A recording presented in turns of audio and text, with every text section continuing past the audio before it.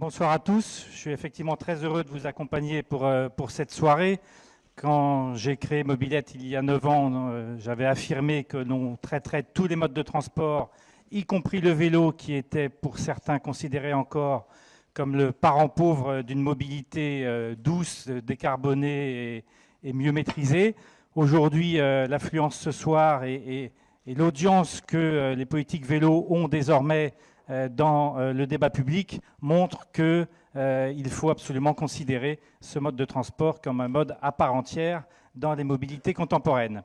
J'arrête là le blabla ou la profession de foi pour vous dire, avant d'entamer le dialogue avec vous, Cédric Villani, que c'est une gageure que, en 15 minutes, d'arriver à faire le tour de tout ce que les candidats auraient envie de vous dire, mais on va essayer, avec 3 tiers pas forcément égaux, leur philosophie de chaque candidat ou chaque candidate concernant le vélo, leur réaction aux propositions qui ont été, il y a quelques instants, énumérées par le président de Paris-Ancel, et puis aussi quelques questions peut-être plus de détails, peut-être un peu plus parfois irritantes, pour mieux comprendre la façon dont les candidats et les candidates, si elles ou ils étaient élus, pourraient mettre en œuvre leurs projets.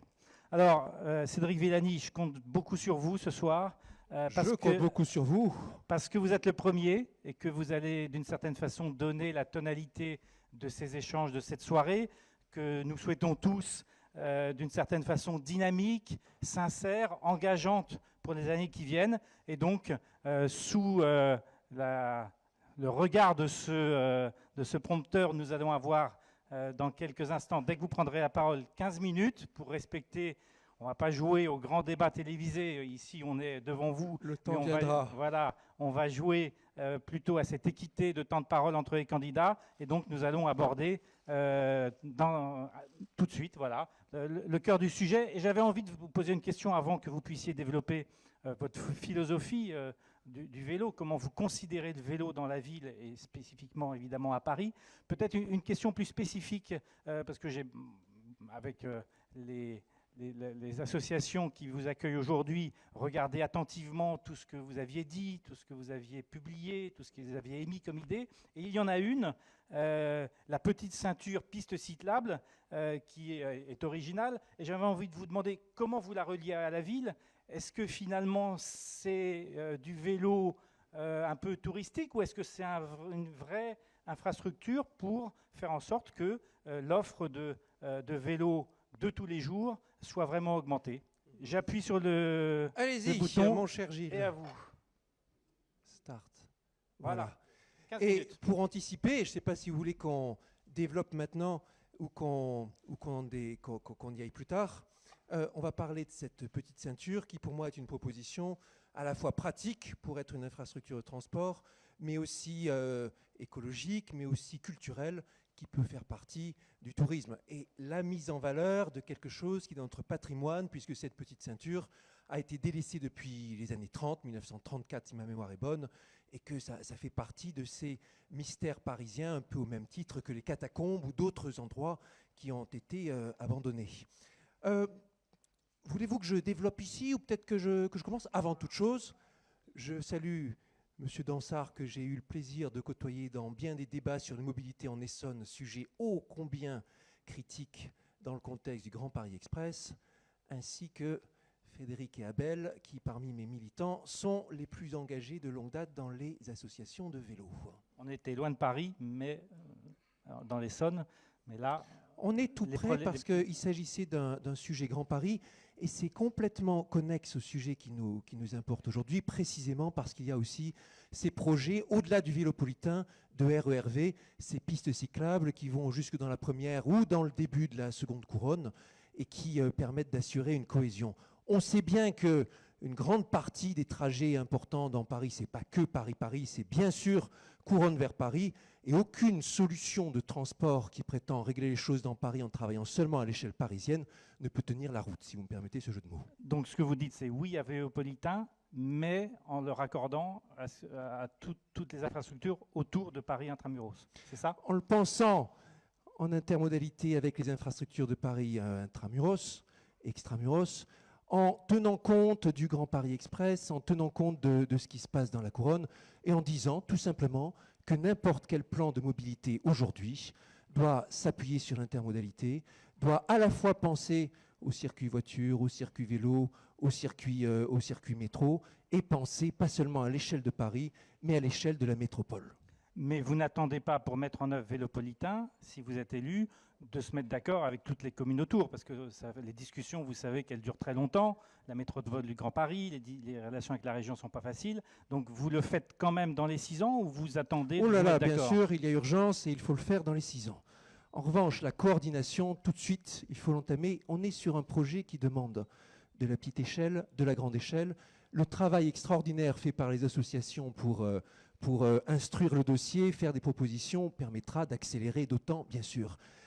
On a un sujet, on a des organes qui s'appellent par exemple la commission extra-municipale des déplacements, dont c'est précisément le rôle que d'assurer ces coordinations entre tous les déplacements. Et on doit maintenant, le maire, mandat futur, a pour devoir impérieux de ne pas penser juste un plan vélo, puis plus tard un plan bus, puis plus tard un plan amélioration piéton ou ce que vous voulez, mais penser tout à la fois. Vous n'avez pas peur de devoir prendre des années pour penser tout à la fois avant de décider concrètement de ces infrastructures? Écoutez, si je regarde le bilan de la mandature qui vient de s'écouler, il y a d'abord eu des années d'attente, comme ça a été bien dit par Yancel, et ensuite une mise en œuvre qui s'est faite à moitié de ce qui était annoncé et au pas de charge. Je pense qu'avec de la méthode, avec de la coordination et de la résolution, on arrive dans les délais qu'on se fixe, si on est organisé. Alors justement, revenons-en à votre philosophie du vélo dans la ville. Pourquoi en faire cette priorité que vous nous énoncez ce soir?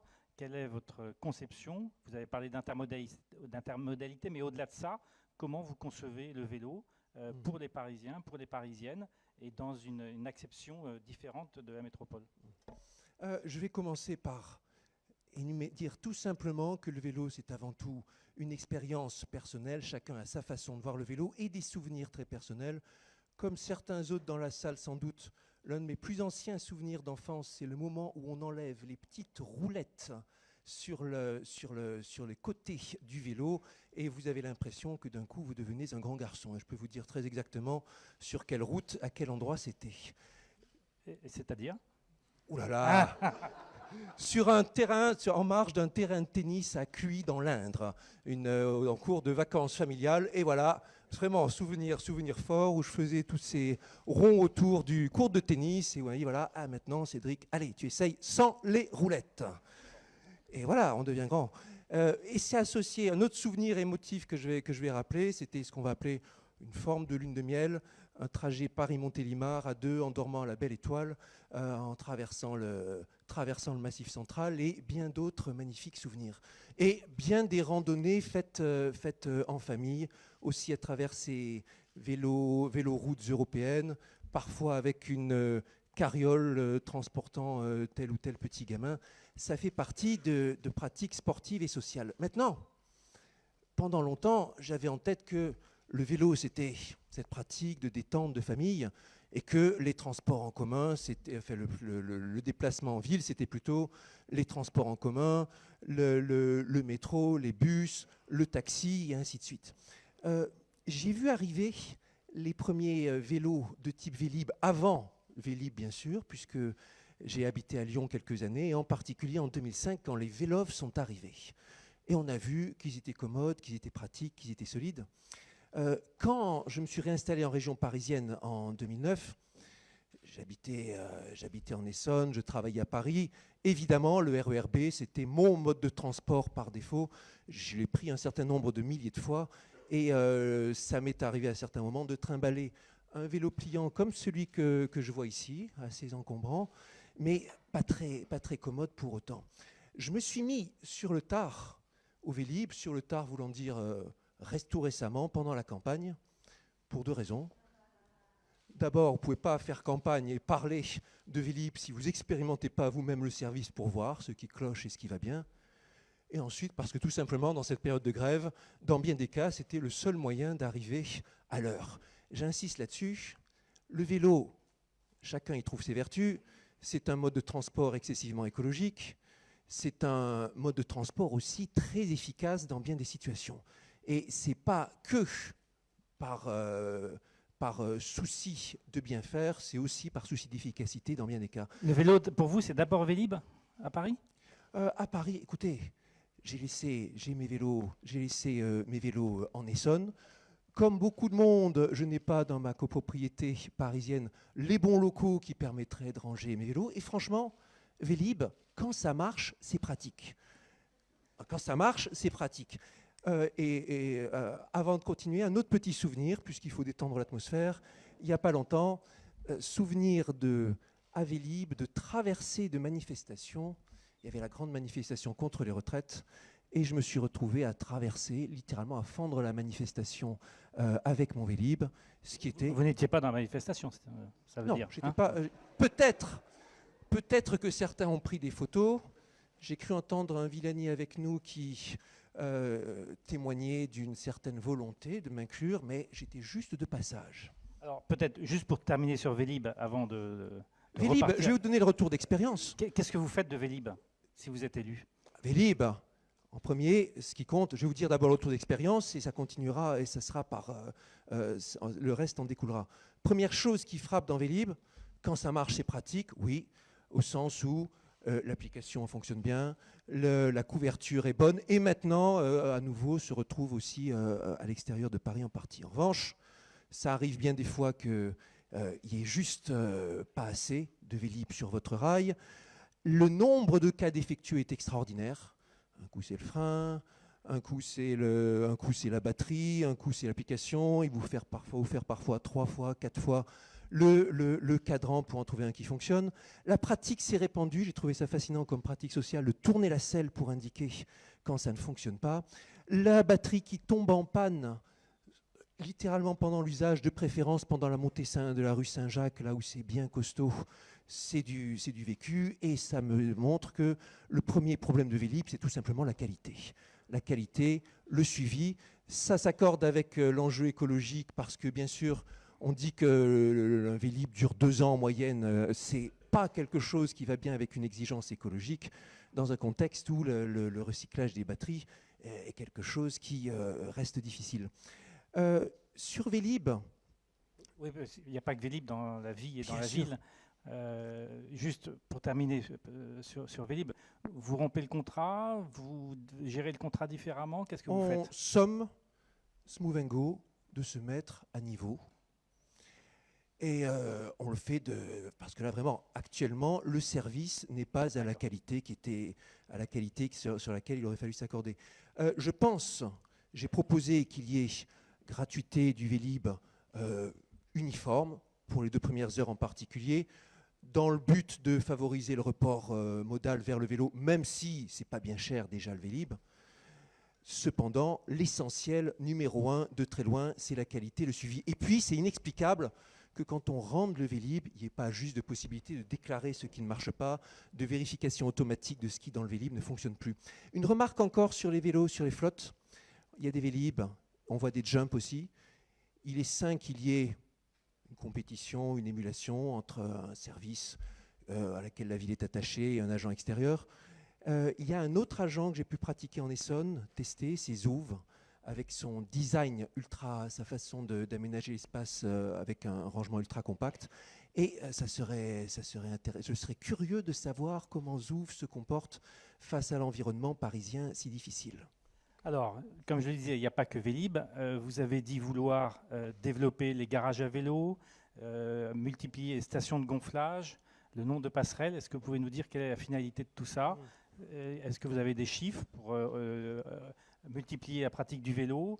Quelle est votre position par rapport à la place de la voiture? On a envie de vous entendre sur cette place du vélo en ville et à Paris. En premier, les infrastructures de vélo, il faut les penser bien sûr pour tous les vélos, y compris les vélos cargo, les vélos électriques ou non électriques, et les chaussées ne sont pas à la hauteur. C'est aussi une expérience très forte, les trous, les passages où c'est glissant, les infrastructures dans lesquelles vous vous retrouvez face à un carrefour où il est bien difficile de voir quelle est la bonne trajectoire, les rues qui sont étroites, les rues qui sont glissantes parfois.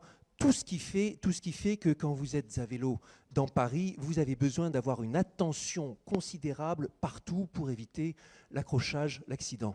Et le soulagement qu'on a quand on se retrouve sur une belle voie vélo telle qu'on l'a le long des quais, telle qu'on l'a rue de Rivoli, l'importance d'avoir ces voies bien identifiées, sécurisées, bref, un vrai réseau vélopolitain tel que nous l'avons vu ici.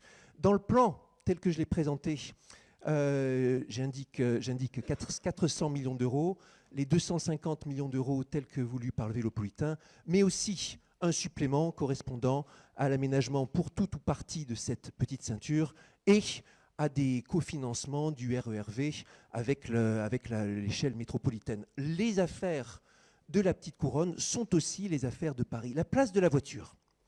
On a besoin de regagner de la place de stationnement en surface parce que c'est un espace qui est trop précieux pour qu'il soit utilisé sans arrêt par des voitures vides l'essentiel du temps. Pas que pour les vélos, aussi pour les piétons, aussi pour les espaces partagés, pour des jardins. Et il ne faut jamais, dans la méthode, opposer les cyclistes, les piétons, les automobilistes, tout faire pour que chacun trouve sa place. Je ne suis pas en train de dire d'ailleurs qu'on va couper les places de parking dans l'air de façon autoritaire. Je suis en train de dire qu'il faut regagner. Le chiffre qui a été annoncé de 60 hectares est un chiffre qui me convient.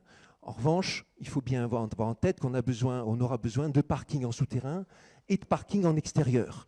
Et de parking parfois loin en extérieur parce que les parkings relais aux portes de Paris, ça ne fonctionne pas. On a besoin de parking relais loin à l'extérieur sur les questions d'intermodalité. Sur la sécurisation, on a besoin de parking sécurisé de boîtes en proximité des logements, à 1 minute de chez vous. Les boîtes telles que je les ai vues, elles sont très fonctionnelles, mais elles ne sont pas élégantes. Un concours de design d'une belle boîte à vélo qui sera dans l'idée de Paris me semble quelque chose qui attirera l'attention et qui sera bien dans l'esprit de ce qu'il faut faire à Paris. La technologie, vidéo-verbalisation pour vérifier qu'on n'empiète pas sur les voies cyclables, l'état de la voirie vérifié en temps réel autant que possible par des solutions d'IA, et puis cette amélioration du Vélib, bien sûr. Vous créez une police municipale de la mobilité? Je crée une police surface municipale qui a aussi compétence à vérifier que les incivilités, que la circulation sur les routes, que tout le monde trouve sa place de façon apaisée. C'est le rôle de la police municipale. Coordination, sécurisation, et puis ça travailler pour tous les usagers. Comment faites-vous pour qu'il y ait plus d'arceaux et de places disponibles sur la voirie, mais aussi à proximité des gares, puisque c'est des lieux importants? L'intermodalité, comme ça a bien été souligné tout à l'heure. Comment vous faites pour sortir de la situation dans laquelle on est avec si peu de places disponibles, notamment aux abords des gares? Tout simplement en le prévoyant et en le mettant en place. Sur le projet de Gare du Nord, par exemple, s'il y avait un truc qui pêchait, c'était bien ça, le fait que ça avait été peu pensé en respiration avec la ville par rapport aux usages. Et ça montre bien que la ville de Paris aurait dû bien plus s'impliquer pour définir la façon dont la gare s'installe en interconnexion avec le reste. Avant de vous laisser le mot de la fin, parce que je vous avais dit que ça allait très très vite. Oui, je le vois. Un mot sur les quartiers. Est-ce que vous êtes pour la généralisation du 30 km/h? Est-ce que vous êtes pour la généralisation des contresens cyclables? Oui, ce qui a été montré là sur les quartiers apaisés et qui m'a été expliqué par Paris Ancel et par MDB dans des exposés lumineux sur le mode « Comment échapper à Waze ?» me paraît parfaitement pensé. Et j'insiste sur le fait que cette histoire de quartier apaisé, cette histoire de vélopolitain, bien sûr, il faut les penser ensemble. L'un s'appuie sur l'autre. Et c'est une proposition que j'ai reprise dans le programme, les quartiers apaisés, aussi parce que ça préserve l'esprit de quartier qui est si cher aux Parisiens. Et c'est gagnant-gagnant ici. Il faut bien l'expliquer dans le narratif politique. C'est bon pour les vélos, c'est bon aussi pour les piétons d'avoir ces quartiers apaisés. Ça veut dire que vous circulez tranquillement. Il ne faut jamais opposer les uns les autres. Et pour dire juste un mot pour terminer sur la petite ceinture, c'est aussi quelque chose qui permet d'avoir, pour les touristes, pour les Parisiens, pour les métropolitains, une infrastructure commune, aménagée de façon agréable, où vous êtes serein, aucun croisement, où vous travaillez sur la biodiversité, où vous travaillez aussi sur la décoration. Et c'est tout ce qu'on aime dans Paris, le fait de travailler en décloisonnement pour tout le monde. Merci beaucoup. Dernière question qui appelle un mot. Vous pensez que l'élection se fera beaucoup, un peu, énormément sur la question du vélo? Je pense que le vélo sera l'un des thèmes majeurs de cette campagne qui en comportera d'autres, mais je pense que ce sera, à n'en pas douter, un thème majeur. Et de toute façon, vous avez vu ces derniers jours les annonces très médiatiques qui sont arrivées. Et le vélo, comme je le disais, aussi dans sa mise en œuvre de façon efficace et méthodique. 17 022, je crois que vous pouvez remercier Cédric Villani. Merci d'avoir été d'une certaine façon le cobaye de cette belle soirée et d'avoir respecté l'horaire à 1 ou 2 minutes près. Je pense que ne nous en voudra pas. Et félicitations à vous, félicitations à Paris Ancel, à MDB, pour avoir réussi en quelques années à devenir un acteur politique marquant, changement majeur par rapport à 2014 et la façon dont les cyclistes pouvaient faire entendre leur voix.